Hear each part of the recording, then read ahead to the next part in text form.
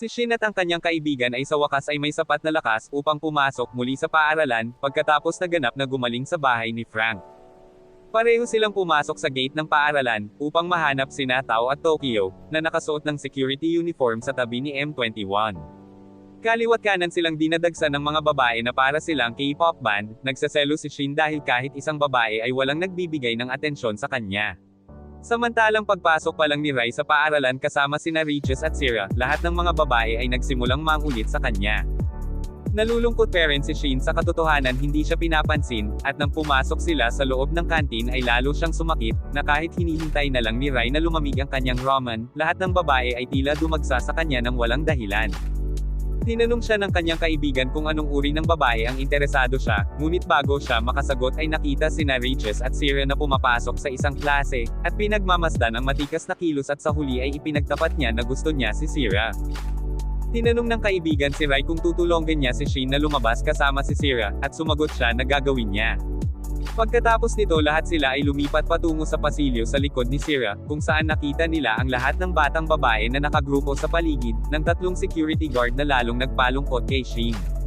Nagkita silang lahat sa likod ng paaralan kung saan ipinaliwanag ng kaibigan ni Shin, na gustong makipag-date ni Shin sa isang babae, ngunit hindi niya alam kung paano ito gagawin dahil hindi pa ito nagawa noon. Sinubukan nilang tumakas dahil sila mismo ay wala pang gaanong karanasan sa bagay na ito, ngunit lahat sila ay pinigilan ni Shin at ng kanyang kaibigan na humihingi ng tulong sa kanila. Nagpa siya si Tao na buksan ang Bing na siyang pinakamahusay na browser na nilikha, at nagsimulang tumingin sa mga artikulo ng wika tungkol sa pagkuha ng ways. Samantalang nagpa siya si Tokyo na turuan si Shin, ng old school na paraan ng paggawa ng mga bagay, ngunit sa huli ay napahiya. Sa wakas pagkatapos mawalan ng pag-asa, napunta sila kay Frank na malamang na nagsasabi sa kanya, tungkol sa kanyang pagsasamantala at kung paano siya nagkaroon ng labis na race, na kahit huminga siya ay nababaliw ang mga babae sa paligid niya. Kung gusto niyang lumabas kasama si Sierra, dapat niyang malaman kung ano ang gusto niya at kung ano ang hindi niya gusto, ito ay tila mahusay na idea para sa kanila at sila ay pumunta kay Regis at nagtanong sa kanya tungkol kay Sierra. Ngunit siya ay tumugon na wala siyang alam tungkol sa kanya, dahil halos hindi sila nag-uusap, sila ay nagtutulungan lamang dahil kailangan nila, at bukod doon, wala siyang interes na malaman ang tungkol sa kanya, nagsimula siyang lumayo ng sundutin siya ni M21 sa pagsasabing malamang wala siyang karanasan, at hindi man lang nakaamoy ng babae noon. Nagalit ito at mabilis na nagsabi sa kanya na sikat siya sa mga babae, at hindi kailangan patunayan ang anuman bago lumayo. Muling pinigilan ni M21 sa pamamagitan ng panunukso sa kanya, sa sandaling iyon natapos ni Rizal na utusan si Regis na tulungan si Shin, at agad siyang lumuhod at pumayag. Maya-maya bumaba silang lahat sa library kung saan inutusan niya Shin, na magsulat ng love letter kay Sierra, ngunit walang idea si Shin kung paano magsulat ng love letter. Sa huli ay nagsawa siya at lumayong nilukot ang papel at itinapon ito, pagkatapos nagpa siya silang maglaro patungo sa lakas ni Shin ng kanyang pagiging atleta. Nag-organisa sila ng laban sa basketball pagkatapos hatiin ang kupunan, para maging cool si Shin habang kamangha-mangha ang paglalaro, at ang iba ay hinahayaan lang siyang manalo. Nagsimula ang laro at napunta ang bola kay Rai na hindi pa nakakalaro ng larong ito, hinawakan lang niya ang bola na napakababang aura na nakapalibot sa kanya, sa halip na mag-dribble o magpasa lumakad lang patungo sa kanila na naging foul, at nagsimula muli ang laro. Nakuha ni Shin ang bola at sinubukang bumaril para sa isang basket, ngunit sa huli ay nawawala at muling ipinasa ng kanyang kaibigan kay Rai na simpleng umiwas ng bola, nang hindi gumagalaw. Ang bola ay napunta kay Regis sa halip ay ipasa ito kay Shin, ang mapagkompetensya na batang ito ay nagmamadaling dumaan sa kanila at kapag sinubukan ni Tao na kunin ang bola, ipinakita lang niya ang kanyang kasanayan sa antas ng NBA at na-ankle break siya. Sinusubukan kunin ang isang basket ngunit pinigilan siya ni M21 at pagkatapos ay nakipag-away sa kanya, kung saan pareho silang nagsusumikap sa isa't isa. Nagpa siya si Tao na makialam at ihagis ang bola kay Shin ngunit nakuha ni M21 ang bola, at nakakuha ng basket para sa kanilang kupunan. Pinasisiglo rin ito si Regis at ang competitive players niya ay tumataas, at pareho silang nagpatuloy sa pag-shoot ng mga basket ng sunod-sunod.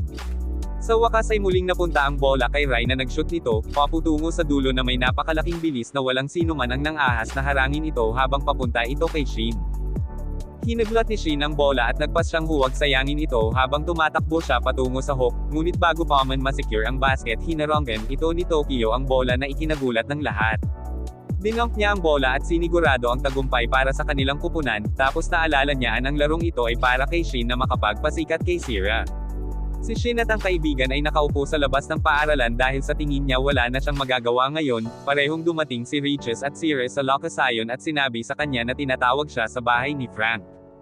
Habang naghihintay si Sierra sa likod at iniabot sa kanya ang isang gusot na papel, na lumabas na isang love letter na sinusubukan niyang isulat. Tila natapos ni Rai ang pagbibigay ng liham kay Sierra, sinabi niya kay Shin na siya na ang pinakagusto niya kapag siya na ang sarili niya. Sabay silang lahat na naglalakad patungo sa bahay ni Frank. Nakarating silang lahat sa bahay ni Frank kung saan medyo seryoso ang atmosphere. Nang tanungin ng kaibigan ni Shin kung ano ang nangyayari, na sinagot ni Frank na buburahin nila ang kanilang mga alaala na ikinagulat nila ng lubusan. Sinabi ni Shin na walang memory eraser ngunit sumagot si Frank na 2 beses na nilang naisulat ang kanilang memorya, dahil ang pagkakaroon ng nobles at superhuman na tulad nila M21, Tao at Tokyo ay hindi dapat malaman ng mga tao. Pareho nilang sinubukang labanan ito ngunit na kahit si Rai ay sinasabing ito, ay kung paano ito dapat nagsimulang humigop ng kanyang tsaa. Sa wakas ay sumang-ayon silang dalawa at ginamit ni Rai ang kanyang espesyal na kakayahan, upang muling isulat ang kanilang mga alaala, at burahin ang lahat ng alaala na supernatural na naganap. Kinabukasan habang si Tao M21 at Tokyo ay malapit sa harap ng gate ng paaralan, isang hindi kilalang matandang nakasuot ng puti ang lumakad papunta sa paaralan, at sinubukang lampasan sila. Hinarap siya ng 3 lalaki at humingi ng anumang uri ng identification card, at sinabihan sila ng lalaki na umatras habang naglalabas ng napakalakas ng aura sa paligid niya. Bago sila makagawa ng anuman pareho silang humarap sina Regis at Sierra, nakaluhod habang tinatanong ng matanda si Regis kung bakit nakaharang ang mga taong ito. Sinubukan ni Regis magsalita ngunit naputol ito ng matanda, na nagpahiya sa kanya sa pagkalimot na isa siyang nobles. Biglang dumating si Frank mula sa likuran, tinawag ang matanda bilang Gijo, habang ang matanda ay nabigla nang makita si Frank dito.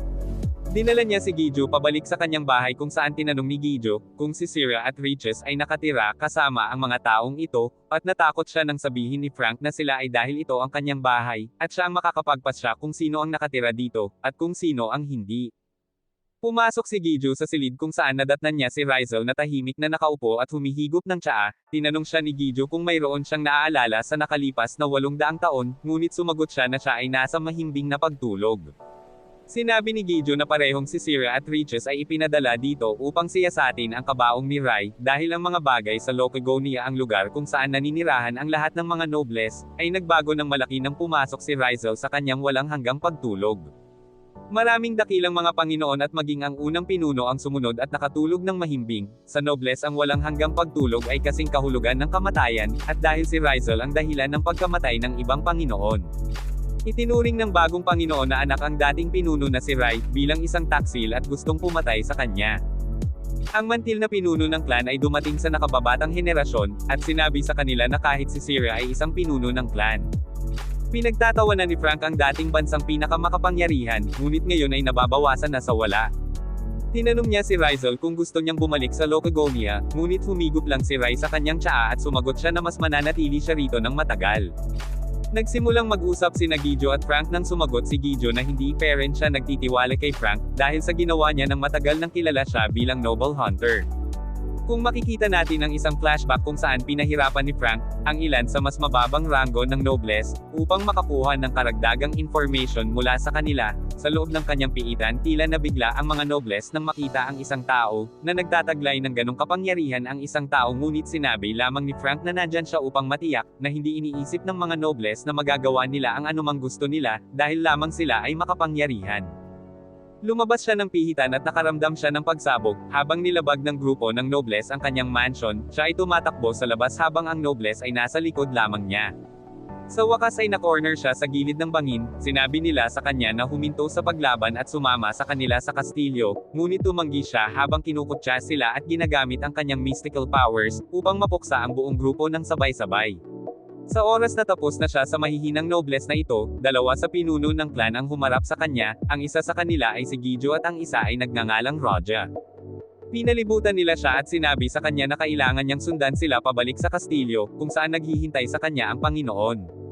Ngunit gumagamit lang si Frank ng energy blast na kayang iwasan ni Roja. Sinabihan ni Roja si Gijo na maghintay sa likod dahil aalagaan niya si Frank na mag-isa.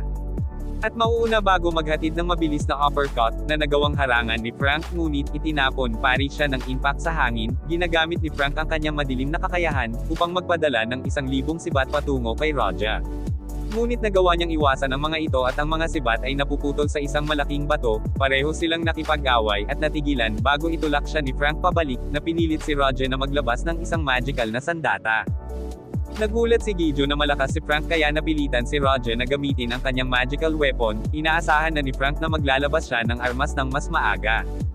Gayunpaman ipinatawag ni Frank ang kanyang sariling dark spirit na itinagulat ni Gijo at Raja, nagkomento si Gijo na ang sandata ay halos kasing lakas ng sandata ni Raja, at sinsabihan siyang mag-ingat bago magsimula ang laban. Hiniwa ni Frank ang hangin gamit ang kanyang sandata, na pinipilit ang magkabilaang nobles na umiwas sa daan, habang ang mga bundok sa likod nila ay hiniwa-hiwa, muli siyang lumakad patungo sa kanila sinasabi sa kanila na kailangan nilang matutunan, na hindi nila magagawa ang anumang gusto nila sa mga tao. Dahil lang sa makapangyarihan sila at muling naglunsad ng pag-atake para lamang maarang ni Raja, tinanong siya ni Raja kung ano ang sinasabi niya. Dahil tiyak na proprotektahan ni Nobles ang mga tao ngunit sinabi sa kanya ni Frank, hindi lahat ng Nobles ay napakaranggal na tao. Marami sa kanila ang gumagamit ng kanilang kapangyarihan, upang samantalahin ang mga babae na walang magawa at mga bata. At ito ang kanyang layunin na turuan ang mga Nobles na ito na ang mga tao, ay hindi kasing lakas o mahina gaya ng kanilang pinaniniwalaan. Inilabas niya ang higit pa sa kanyang nakatagong kapangyarihan, na itinutulak ang magkabilahang nobles pabalik, ngunit ang sandata ay nagsimulang kumontrol sa kanyang katawan, na nagpagulong-gulong sa kanya. Kung hindi nila siya pipigilan bago siya mawalan ng kontrol, maaari siyang lumikha ng pagkawasak, at si Gijo ay naglabas ng higinting sandata at sumugod kay Frank kasama si Raja. Nagkaroon ng malaking pagsabog at sa oras na maalis ang alikabok, napansin nilang nakatakas si Frank nag-iiwan ng bakas ng dugo. Naibalik ni Frank ang kanyang katawan sa ilalim ng kanyang kontrol, nagmamadaling bumalik sa kalapit na mansyon, at pumasok sa isang room at nakita si Rai na elegant na nakatayo sa tabi ng bentana. Naisip ni Frank na pumasok siya sa bahay ng ilang mayamang landlord, hindi niya alam na siya ang pinakamalakas na nobles sa paligid, at agad na sinabi kay Rai na narito siya upang simulan ang trabaho niya ngayon, bilang master of the house. Ipinaalam sa kanya ni Rizal na siya mismo ang may-ari ng bahay na ito, at walang nakatira dito maliban sa kanya. Biglang bumukas ulit ang gate bago pumasok sa kwarto si Gijo at Raja, agad na yumuko kay Rizal at humingi ng tawad sa bastos nilang pag-uugali. Bago sinabi sa kanya na inutusan sila ng Panginoon ng Nobles, na hulihin at ibalik ang lalaking ito sa kanya.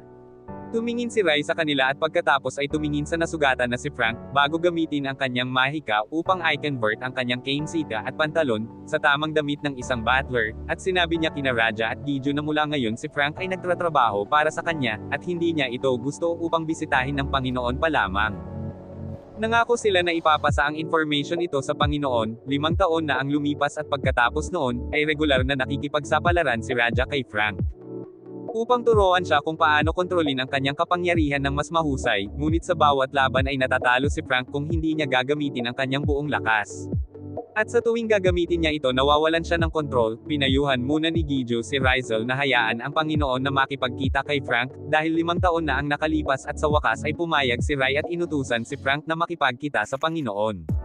Dinala si Frank sa Lord's Chambers kung saan napapalibutan siya, ng mga grupo ng mga nobles na humahamak sa kanya.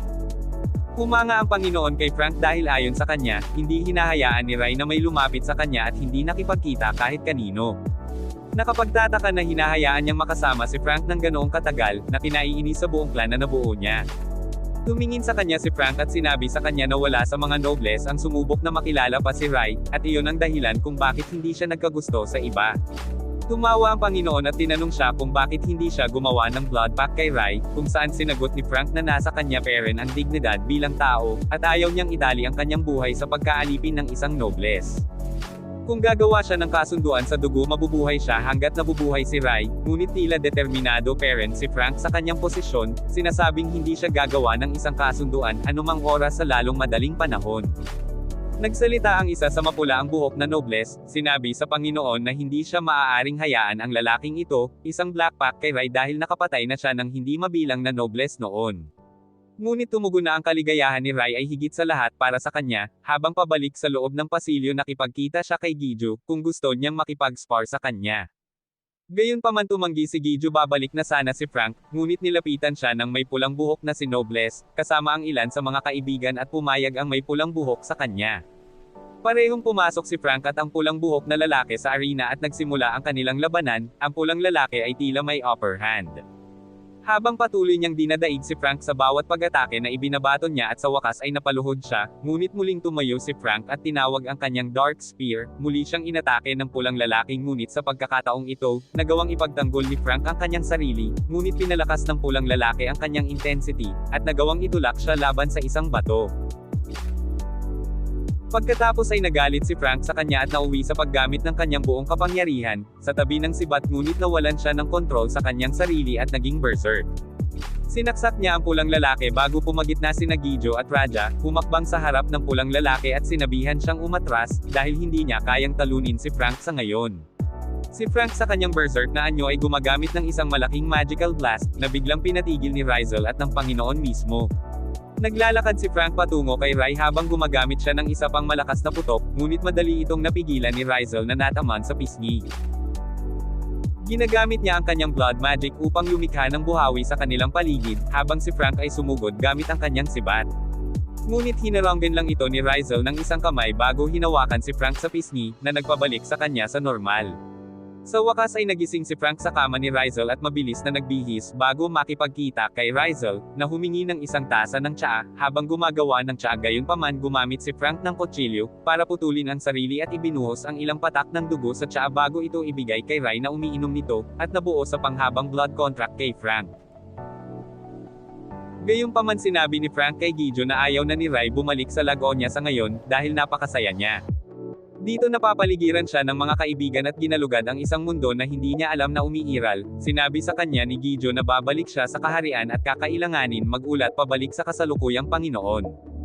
Tungkol sa mga pangyayaring ito ngunit pinahintulutan silang dalawa ni Sierra at Regis na manatili dito, nang mas matagal at umalis. Makalipas ang ilang araw habang nagpapatrolya ang Trios sa paligid, bigla nilang naramdaman na parang may naglagay ng Jinjutsu sa isang grupo ng mga estudyante, at nagsimula silang kumilos ng kakaiba. Nararamdaman din nila Rizal, Regis at Sierra ang presensya ng isa pang Nobles, ngunit bago pa makagalaw ni Rai nag-alok si Regis na pumunta sa kanyang lugar, sa halip ay lumipat pababa patungo sa school ground. Sa wakas ay hinarap ng trio ang invader na lumalabas na isang batang Nobles boy, at tila nalilito kung bakit hindi naaapektuhan ang trio ng kanyang Jinjutsu. Bago pa man makarik ang sino man sa kanila, lumitaw siya sa likod ni M21 at sinaksak siya gamit ang kanyang mga kamay, at gumalaw pabalik bago pa makaatake si Tao. Agad bumagsak sa lupa si M21 habang mukhang naiinis ang binatilyo, dahil sa mancha sa kanyang mga kamay at pinunasan ito ng panyo, bago siya makagawa ng karagdagang pinsala. Parehong dumating si Regis at Sierra na sinasabi sa kanya na huminto, ang batang lalaki na nagngangalang Kertia, ay tumingin sa likod at tila tuwang-tuwa siya nang makita si Sierra. At tinanong siya kung naisip niya ang tungkol sa kanyang panukala na pakasalan siya, ngunit hindi tumugon si Sierra. Sinabi niya sa kanya ba na siya ay pinakawalan mula sa kanyang pagkakulong mismo, mula noong panahong ikinulong siya ng kanyang kuya sa loob ng isang silid. Dahil sinira niya ang isang buong lugar ng tanggihan siya ni Sierra, sinubukan ni Regis magsalita pabalik, ngunit agad na hinawakan ni Kertia ang kanyang lalamunan at nagbanta na pigain ang buhay sa kanya, bago sinabi ni Sierra sa kanya na palayain siya at itinapon niya si Regis pabalik. Nakakagulat parent si Tokyo at Tao dahil pinatunayan ni Kertia ang kanyang sarili, bilang isang hindi kapani-pani walang makapangyarihang nilalang. Naghintay siya ng sagot ngunit tinanggihan na naman siya ni Sierra, bago siya makapagbanta sa iba sinabihan siya nito na kapag hindi siya aalis muli niyang kukontaken ang kanyang kuya. Nagpa siya si Kertia na umalis sa ngayon ngunit bago umalis pinagbantahan niya ang buhay ni Regis, kung hindi lalapit si Sierra sa kanya at nagmamadaling umalis. Sina Tao at Tokyo ay parehong nag-alaga kay M21 dahil siya ay nawalan ng malay at nasa nakamamatay na kondisyon, matapos makatanggap ng napakalalim na sugat. Dinala siya sa lugar ni Frank kung saan siya ay pinanatili sa isang espesyal na capsule ng suporta sa buhay, habang patuloy na sinusubaybayan. Gayunpaman sinalaysay ni na Tokyo at Tao ang buong pangyayari kina Rizal at Frank, na tila naguguluhan sa bagong problemang ito. Sina Tao at Tokyo ay tinawag ni Frank sa isang check-up upang kunin ang full body scan, sinabi sa kanila na mukhang ayos lang sila. Pareho silang nalulungkot sa katotohanan na kayang saktan ang batang ito, ang kanilang kasama, habang wala silang magawa, tinitignan sila ni Frank at sinabi sa kanila na ang batang ito, ay pure blood nobles, mula sa isang napakalakas na clan at wala ni isa sa kanila ang may pagkakataon laban sa kanya, ngunit malungkot pa rin ang dalawa at humihingi sila sa kanya ng anumang paraan, para magkaroon ng higit na lakas dahil ayaw nilang may masaktan na kasama sa hinaharap. Ngumiti si Frank sa kanila at sinabi sa kanila na makikita niya kung ano maaari niyang gawin bago lumayo, habang umiinom si Rai ng tsaa bigla niyang naramdaman ang paghina ng presensya ni Sierra. Habang tumatakbo ito para salubungin si Kertia na mag-isa, tumayo siya at naglakad palabas at nadatnan niya si Frank, na nakaluhod sa lupa at sinasabi sa kanya na siya na ang bahala kay Kertia, at hindi na kailangan magsikap ni Rizel dito. Sinabi sa kanya ni Rai na mas malakas pa si Kertia kaysa sa kanya, o sino man sa kanilang bahay ngunit iginiit pa rin ni Frank na kailangan makitungo kay Kertia. Si Rizel ay nakikinig sa kanya ngunit bago siya bitawan tinanggal niya ang silyo na nilagay niya kay Frank, upang magamit niya ang buong lakas kapangyarihan ngayon nang walang anumang problema. Saktong dumating si Frank sa tuktok ng gusali matapos tanggihan muli ni Sierra, aatake na sana si Kertia ngunit ginamit ni Frank ang kanyang dark magic spears para harangan ang kanyang daraanan at pilit siyang umatras. Naglalakad si Frank patungo sa kanya at tinanong siya kung ano ang kanyang dahilan ang pagpunta sa bansang ito, ngunit hindi siya pinakinggan ni Kertia at agad na sumugod upang salakayin siya. Ngunit ang kanyang mga ligaw na laslas ay hindi epektibo, dahil sila sumusubok lamang kay Frank nang walang anumang pinsala. Sinabi sa kanya ni Frank na nakagawa siya ng isang malaking pagkakamali, sa pamamagitan ng pananakit kay M21 dahil nasa ilalim siya ng kanyang proteksyon, at ngayon kailangan nilang panagutin si Kertia. Pagkatapos niyang sabihin ito sinimulan niyang gamitin ang kanyang dark energy, at ibinato sa kanya ang grupo ng spears ngunit nagawang umiwas ni Kertia. Gayunpaman sumunod si Frank at patuloy na inaatake si Kertia habang sinusubukan niyang tumakbo ng napakabilis, ngunit nabigla siya nang makita na napantayan ni Frank ang kayang bilis habang patuloy niyang hinahagis ang spear sa kanya. Sa wakas nagpa siya si Kertia na hatiin sa tatlong larawan ang kanyang sarili, at inatake si Frank ng sabay-sabay ngunit tinakpan lang ni Frank ang kanyang paligid ng isang grupo ng dark magic spike, na tumama sa batang nobles na nagdulot ng matinding pinsala sa kanya. Natapos ni Kertia na gamitin ang kanyang buong kapangyarihan at naglabas ng ilang armas bago salakayin si Frank, hindi man lang kumikibo si Frank at inabot ang suntok, naputol ito sa magkabilang balikat. Ngunit sa surpresa ni Kertia si Frank ay nagsimulang tumawa dahil ayon sa kanya ang laban ay nagiging boring, tinawag ni Frank ang kanyang dark spirit at nagsalubong ang dalawa. Ihinigas ni Frank ang dark spike patungo kay Kertia, ngunit hati lang niya ang kanyang sarili sa maraming larawan, ngunit muli nagawang itakwil ni Frank ang mga peking kopya gamit ang dark spike. Ngunit ginagamit ni Kertia ang kanyang sandata upang magwasak sa hangin, na nagdulot ng malaking pinsala sa mga gusali sa likod ni Frank. Muli niyang inaatake si Frank ngunit umiiwas lang si Frank sa kanyang pag-atake, umaatras siya hanggang sa dumating si Riches na namagitan sa kanyang power blast. Pagkatapos nito tumalon si Sierra upang sabukan at atakihin siya gamit ang kanyang sai, ngunit umiwas si Kertia. Gulat na gulat sa inaasal ni Sierra, tinanong niya si Sierra kung talagang galit ito sa kanya.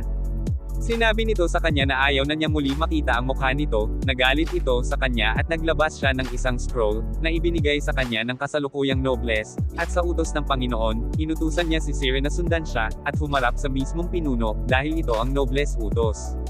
Si Sierra ay hindi makatanggi at pumunta sa likuran niya, naglaho sa kalangitan sa gabi, parehong bumalik si Riches at Frank sa kanyang lugar, kung saan sinabi ni Frank kay Rizel ang pangyayari, at nagpasya sila mismo na pumunta sa Lagonia Dare.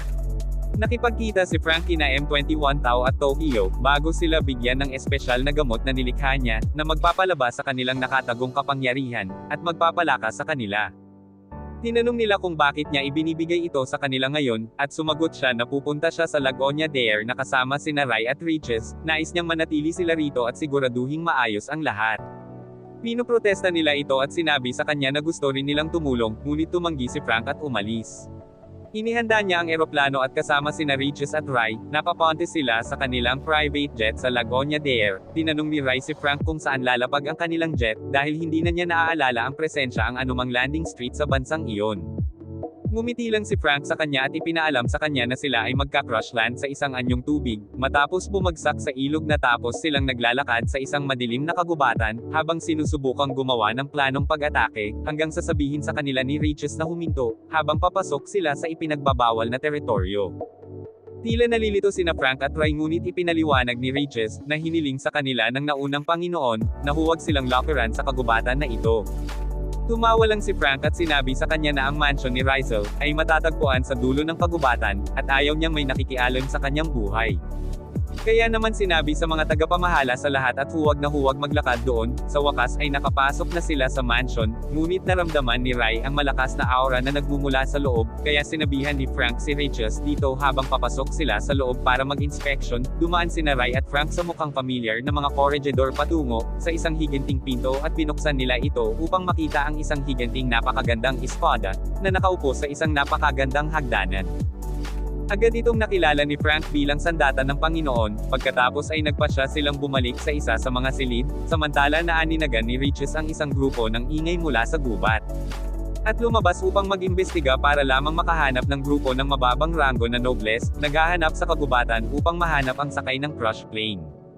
Mabilis niyang tinaklan ang kanyang mukha at bumaba sa kanila isa-isa silang pinatumba, ngunit nabigla sa dami ng mga ito, nang biglang isang grupo sa kanila ang binaril at napatay nila Tao Tokyo at M21, na nakakagulat na nagtatago sa tuktok ng mga puno. Dinala silang lahat ni Regis kina Ray at Frank, kung saan isiniwalat nila na nagtago sila sa loob ng eroplano, dahil gusto nilang tulingan sina Ray at Frank sa kanilang ginagawa. Nakangiting nakatingin sa kanila si Ray at sinabing marami siyang bakanteng kwarto, na nakatambay kaya wala siyang pakialam. Nagpasya silang hatiin ang mga pangkat upang marating ni Ray ang palasyo, ang kasalukuyang pinuno ng walang anumang pagkaalantala, magkasamang naglalakad sina Ray at Frank patungo sa kastilyo.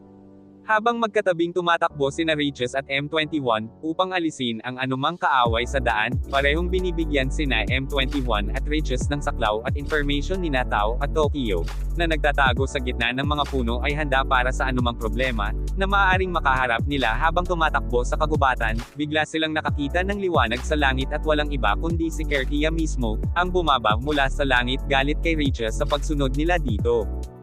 Sinabi niya sa kanila na umalis sa sandaling ito ngunit malinaw naman, pareho silang tumanggi na humaharang sa kanyang dinaraanan. Sa kabilang banda si Sira na ipinadala sa isa mga silda bilang isang bilanggo, ay nakatakas at tumatakbo patungo sa silid ng Panginoon, upang pigilan siya sa pagpatay kay Gidyo para sa pagtataksil. Siya gayunpaman ay hinarang ng babaeng mapula ang buhok na hamarang sa kanyang daan, at sinabihan siyang bumalik sa kanyang silda. Sinabi sa kanya na kung gagawin niya ito hindi niya babalaan ang Panginoon, tungkol sa kanyang pagtakas ngunit tumanggi si Sira, agad siyang inatake ng pulang babae gamit ang isa sa mga magic blast, ngunit sa gitna ng tumataas na usok tinamaan siya ni Sira sa likod, ng isa sa kanyang sariling pag-atake na mabilis niyang naiiwasan. Nagpasya si Sira na magseryoso at ipinatawag ang kanyang sandata na Sai, ipilit ang pulang babae na ipatawag din ang kanyang sandata ng Wan. Ginagamit niya ang kanyang wand para gumawa ng grupo ng Blade Spears, gamit ang mga ito para atakihin si Sira. Ngunit naggawa niyang harangan silang lahat ng madali kahit na pagkatapos nito, siya ay nauwi sa pagpalo at pinangungunahan ang may mas karanasan na pulang babae at nabihag. Sa kabilang banda sinabi ni Kertia kay Regis na si Sira ay nasa bilangguhan ngayon, dahil lamang sa kanya at sa kanyang pamilya, dahil ang kanyang lolo na si Gidyo ay nagtaksil sa tiwala ng Panginoon. Sa wakas ay inilagay niya rin si Sira sa loob ng isang silda, naapektuhan nito si Regis na nawawala ang kanyang konsentrasyon, at sinamantala iyon ni Kertia na agad siyang inaatake. Bago niya maabot si Regis gayunpaman si M21 ay namagitan at sinubukan bawian sa mukha ni Kertia, ngunit iniwasan niya ang pag-atake at umatras. Inalog ni M21 si Regis pabalik sa realidad, sinabihan siyang mag-concentrate, at sinabihan siyang tumakbo sa unahan at iligtas si Sira at ang kanyang lolo, habang inaalagaan niya ito. Sinabi sa kanya ni Regis na hindi niya kayang hawakan si Kertia ng mag-isa, ngunit tiniyak siya ni M21 at sinabihan siyang umalis. Si M21 ay umatake sa kanya ng nakakagulat na bilis at kahit sinubukan ni Kertia na umiwas, nagawang niyang tamaan siya sa mukha na ikinagulat ni Kertia at Regis. Sinabi ni Tao kay Regis na magpatuloy habang binigyan sila ni Frank ng Blue Myth, sa pamamagitan nito hindi sila matatalo. Kinikilala ni Regis ang kapangyarihan ng Blue Myth at pinasalamatan sila bago magpatuloy. Naiinis si Kertia sa katotohanang nagawa siyang tamaan ng isang tao, at pagkatapos ay inatake niya si M21. Kinalmat siya sa braso at sinubukang sumunod sa isa pang pag-atake, ngunit napigilan siya ng mga bala na ipinadala sa kanya ni Tokyo. Lalong nagalit si Kertia at inalok sina Tokyo at Tao na lumabas, sa kanilang pinagtataguan at lumaban na parang mga lalaki, pero binaliwala nila siya. Sinabi ni Tao kay M21 na ito ay magandang panahon, para subukan at pukawin siya upang mawala ang kanyang katinoan at magkamali. Sanay na si M21 na pagalitin ang mga nobles na ito dahil sa karanasan niya kina Riches, at sinimulan niyang pagtawanan si Kertia.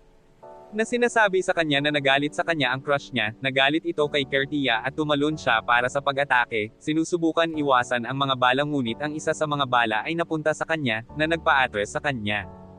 Habang sinusubukan siyang atikihin ni M21 na paatras siya sa isang trap na inihanda ni Tao, na nag-activate ito at ang lugar ay sumabog gamit ang lightning energy.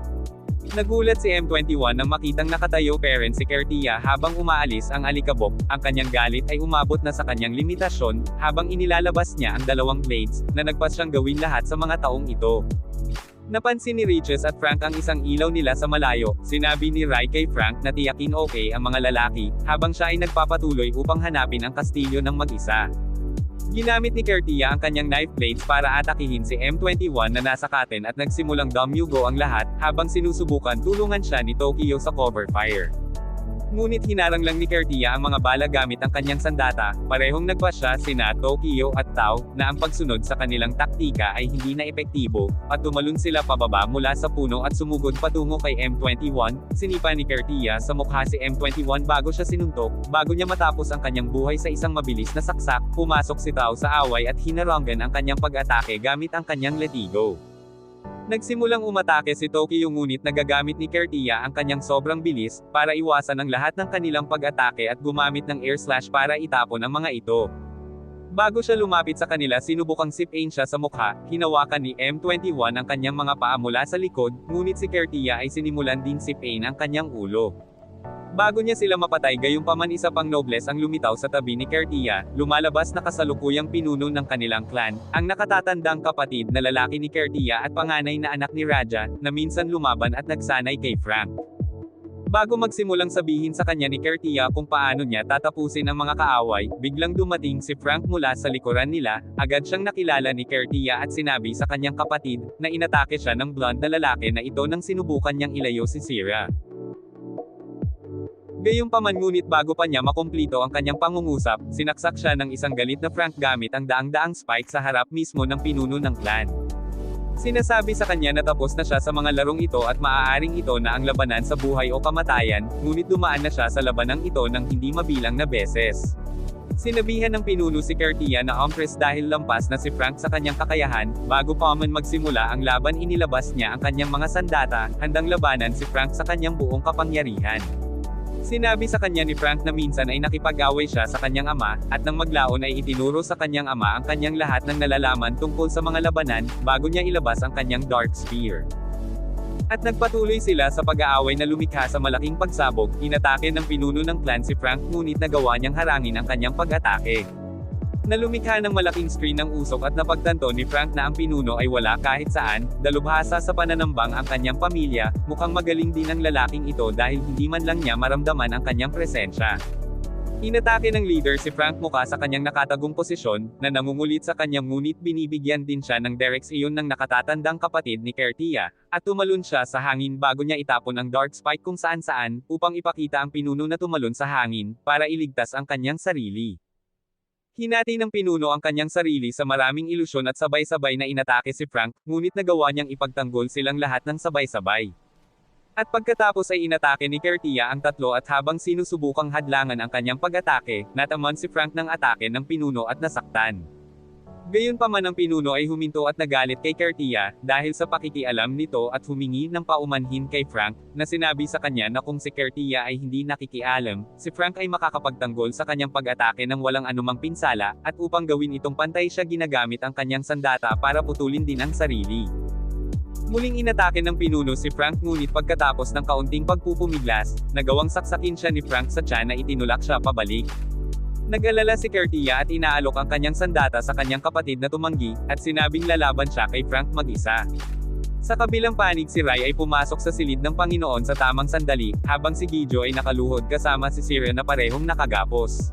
Siya ay papatayin ng bagong Panginoon na pinangalanang Reiskia, tumigil siya gayunpaman nang pumasok si Rysel, pinapalitan ang kanyang kulay ng damit sa kalagitnaan. Lubos na ninakaw ni Rai ang palabas naglalakad sa harap nila at sinabi kay Reiskia na hindi niya maaaring patayin si Giju, dahil ipinagbabawal niya ito. Ang isa sa pinuno ng clan na may puting buhok ay tila mainitan ang ulo, habang tumatakbo patungo kay Rysel, tumalon siya sa hangin at pinaulanan ng hangin si Rysel, ngunit wala silang nagawa sa kanya. Ang puting buhok na lalaki ay sumusubok na muling atakihin si Rai, tinamaan siya lahat sa ng posibleng direksyon, habang si Rysel ay hindi man lang nagtatanggol sa kanyang sarili, dahil ang kanyang pag-atake ay walang epekto sa kanya. Sa wakas ay itinigil niya ang kanyang pag-atake, at ginagamit ang kanyang mahika para itapon lang siya. Nasa sabik nito ang pulang babae na nagpatawag ng Juan at ginagamit ito para salakayin si Rai, ngunit hinihigop niya lamang ang mahika at ibinalik nito sa kanya. Habang ang isa sa mga batang pinuno ay bumubuo ng pader, upang ipagtanggol sila. Ginagamit ng batang lalaki ang kanyang kalasag upang lumikha ng isang maliit na kahon sa paligid niya, na patuloy na lumiliit upang durugan si Rai na basag lang niya ito. Tumayo silang tatlo at tumayo sa harap ni Reiskia ngunit ginagamit lang ni Rai ang kanyang Jinjutsu, para sumunod sila sa kanyang kalooban, lahat sila ay nabigla nang makita ang kanyang kakayahan ng ipaalam sa kanila ni Giju. Na ang nobles ay mas malakas pa sa Panginoon, dahil siya lamang ang maaaring parusahan ng Panginoon mismo. Si Reiskia ay sumulong at sinabihan ang iba na umatras dahil haharapin niya siya ngayon, inilabas niya ang kanyang espada at inatake si Rysel gamit ito. Nahinarang din lang ang kanyang mahika at gumamit ng sariling mahika, na iniwasan ni Reiskia bago sinubukang hampasin siya ng espada, ngunit pinigilan lang ito ni Rysel gamit ang kanyang kamay at itinulak siya palayo papunta sa dingding, muli siyang bumangon at hinagisan siya ng slash na naharangan lang ng hangin na nakapalibot sa kanya, bago sabihin sa kanya na gamitin ang kanyang buong kapangyarihan. Pinagalitan siya nito at ginagamit niya ang kanyang buong mahika, at inaatake siya ng kanyang pinakamalakas na pag-atake, ngunit sa kanyang takot hinaharangan lang niya at binabasag ang kanyang mahika. Bumagsak siya sa sahig at umiiyak sinasabing hindi siya minahal ng kanyang ama, ang bata ang puting lalaki at ang pulang babae ay nakatayo sa harap ni Reiskia, ay muling inatake si Rysel. Iniiwasan niya ang atake ng puting lalaki habang nasa eri, siya ay nakulong ng batang lalaki at ang pulang babae ay sinubukang salakayin siya ng magkasunod, ngunit sa huli ay muli silang binugbog silang tatlo. Sa wakas ay ginamit ni Rai ang kanyang espesyal na kakayahan upang panasan ang lahat ng ito, ngunit sa isang angkop na inspirasyon, si Reiskia ay nagtapos sa pag-angat at ginamit muli kanyang ultimate skill. Neutralisahin ang pag-atake ni Rai kahit na kinakamot siya sa pisngi, at nagsimula siyang bumagsak ngunit hinawakan mismo ni Frank. Natigil ang labanan at gumawa si Rai ng sariling espada na halos mayroon si Reiskia, at ang dalawang espada na ito ay pinagsama-sama, at lumabas ang diwata mula sa espada na naging ama ni Reiskia. Sinabi sa kanya ng kanyang ama na hindi si Rai ang pumatay sa kanya, dahil ang gusto niyang laro sa kanyang sarili at ang grupo ng iba pang matatandang pinuno, ay magbigay daan para sa nakababatang henerasyon na manguna. Sinadya niyang iniwan si Giju para mapatnubayan niya ang lahat ng kabataan na mamuno, at bumuo ng mas magandang kinabukasan. Ngunit ang paninibugho ni Reiskia ay higit sa kanya at sinimulan niyang sisihin si Rysel ang lahat, at sa tabi niya lahat ng iba pang nobles ay sinisi rin siya. Tinapos niya ang usapan sa pagsasabing nagtitiwala siya kay Rai, na aalagaan si Reiskia at mamahalin niya ito palagi bago ito mawala. Tumingin si Giju sa kanya at humingi ng paumanhin sa pag-iingat sa kanya ng katotohanan, dahil inutusan siya ng kanyang ama na gawin iyon. Bago pa siya makapagsalita ng anuman dumating ang isa sa pinuno ng mga clan, may hawak na Riches at ihinigas ito sa harap niya, na nagsasabing may sasabihin siya.